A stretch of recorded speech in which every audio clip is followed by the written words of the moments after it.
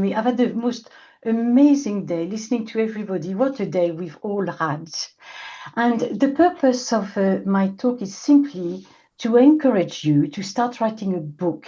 Maybe you've been thinking about it, a book related to your business, and you haven't. So that's the purpose. A little bit of background. I'm Danielle Barbereau. I was the first ever divorce coach in the UK nearly 17 years ago now in February. And 5 years after setting my business, so in 2015, I wrote a book called After the Split. Hazel, you will be proud of me. Look at the background. It is white, and I'm just showing in front of the camera. That's it. And so that's a book related to my business to help people to recover from breakup. And in November, I launched my first ever novel called Grey Matters, which I've been very encouraged to hear everybody today, started with Anne. The point of the book is that we should, us women of a certain age, do not wish to fade away. I'm 68 and I assure you that I have no intention of doing so. So After the Split is non-fiction about the book, about my work, and Grey Matters is fiction. Next slide, please, Sandra. So the reason I want to encourage you to do this is that it elevated, that the launch of the book elevated my business, and it was 5 years hence, and I show you it made a huge transformation. So you may be thinking of doing this, and please do it. It positions you as an expert. It certainly opens doors for your business, gives you credibility as that person who knows about something, and fills a gap in the market. Your book has never been written, and it needs to be written. You have something to say that nobody else has said. And I assure you that either presenting, like I did there, or signing a book is joyful and wonderful, and be proud of yourself if you do that. So think about that little picture of you delivering your book. Can I have the next slide, please, Sandra? That's it. So yes, it's a given you are passionate about your work. Yes, it's a given you're very knowledgeable. But that is not enough to write a book. I mean, I was thinking, I love helping people who are going through difficult breakups. That's not enough to start. Really, the question you have to ponder and spend a lot of time on is, what problem do you propose to solve for your readers? My readers, when I was looking actually at other people 15 years ago, who had 11, sorry, who had written about recovering from a breakup, it was all about dating again. Now it so happens that I said to my clients, don't date again until you've truly recovered. So I knew that that had not been written, and I wanted to help them recover. What problem do you propose to solve for your reader? And that, next slide, please, Sandra, that will give you the title of your book and the hook. So if I look at an example, Live the Life You Love at 50 plus, hook, a handbook for career and life success when you are over 50. The other one, Get That Course Online, hook, the step-by-step guide for experts who want to increase their impact and income.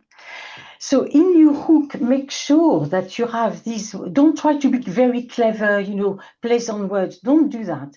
Make sure you have words that people are going to look up.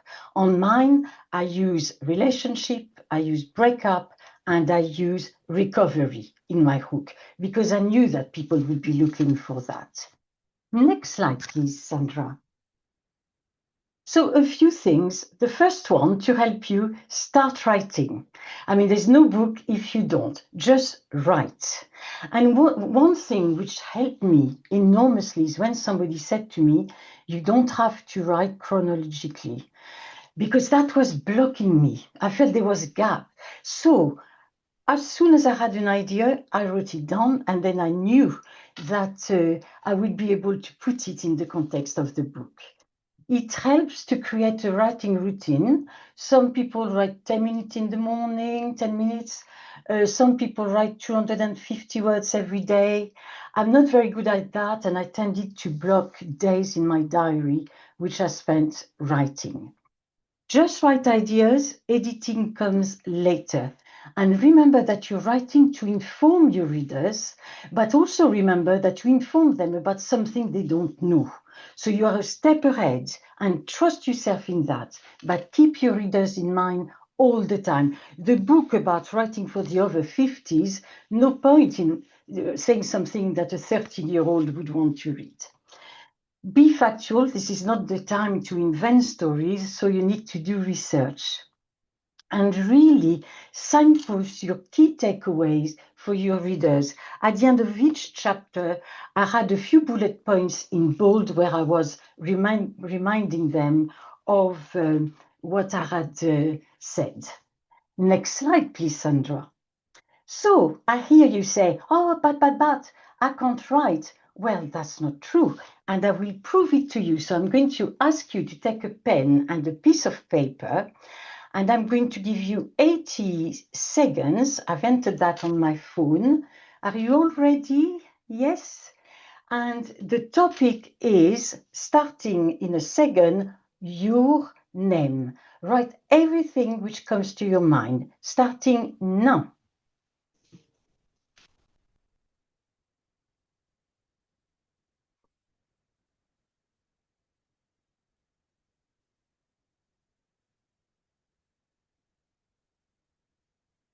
Just write what comes to your mind.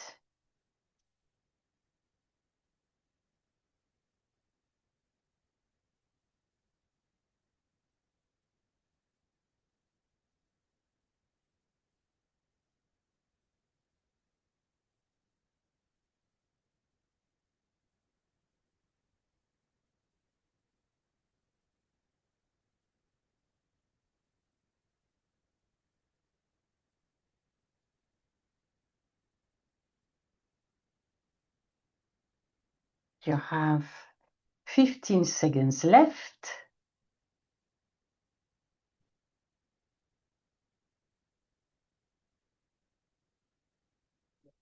My timer is ringing.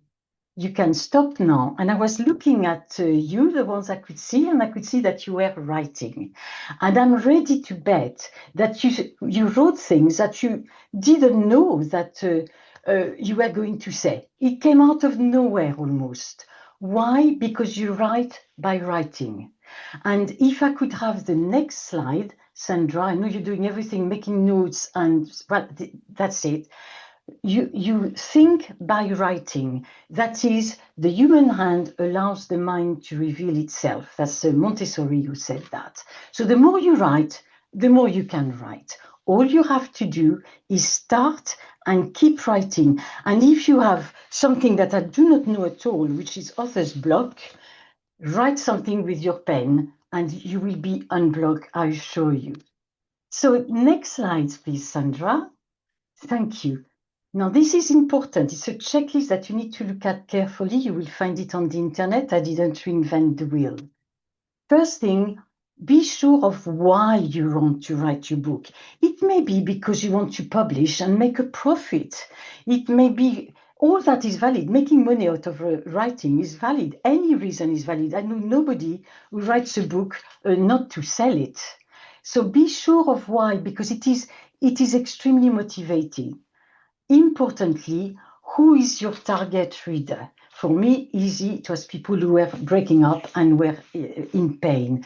Be totally clear about that. It will help you to write, and it also help you to keep it extremely focused on what you have decided to do.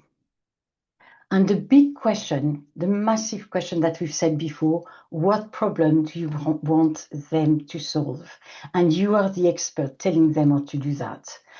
Probably other things will have been written on the subject, but what is your USP? Why is your book different to the ones of the others? When I was looking, as I said, everybody was speaking about dating. So my USP was extremely clear. And this is how I was adding value. What value do you add? And what makes you an expert? So spend time answering these questions. And guess what? If you could write 250 words as a response to this, write 250 words about each one you know, and you've got the back cover of your book. How fantastic is that? So next slide, please, Sandra. So a few practicalities. A non-fiction book should be about 50 to 70,000 words. It sounds a lot, but if you divide in chapter, you realize that these are chunks. But actually, you could write much less, 20, 40, depending on your reader profile. Mine were not in a good place, are not in a good place, so I didn't want to write an encyclopedia. I was very clear and to the point. Don't waffle, just explain what's going on and fulfill your promise. I have, in fact, in front of me a book which says, write your novel in 30 days. Well, frankly, I don't know anybody who has written a novel in 30 days. So, this is not the right thing to do. Consider the way you're going to publish your book. You could publish through a publisher, but that means that you probably need an agent. There's a lot of advantages to publish like that, prestige. There are a lot of muscles behind publishing companies, but you lose control of your baby, and also your royalties are much smaller than when you self-publish. I self-published after the speak. Yes, I get all the royalties. I'm in control of my baby all the time. However, that means that I have expenditure at the beginning. For example, I have to print the book, and I don't have the muscles of marketing that a company would have. So for Grey Matters, I chose hybrid publishing, which meant that I just handed a manuscript to them, and they transformed it into a book, although my daughter designed that wonderful cover with a rusty leaf, which was a symbol of what I was speaking about. And they do already quite a lot of advertising. So I feel it was the best of both worlds. Next slide, please. And that's it. What I wanted to encourage you to do today was to write your book.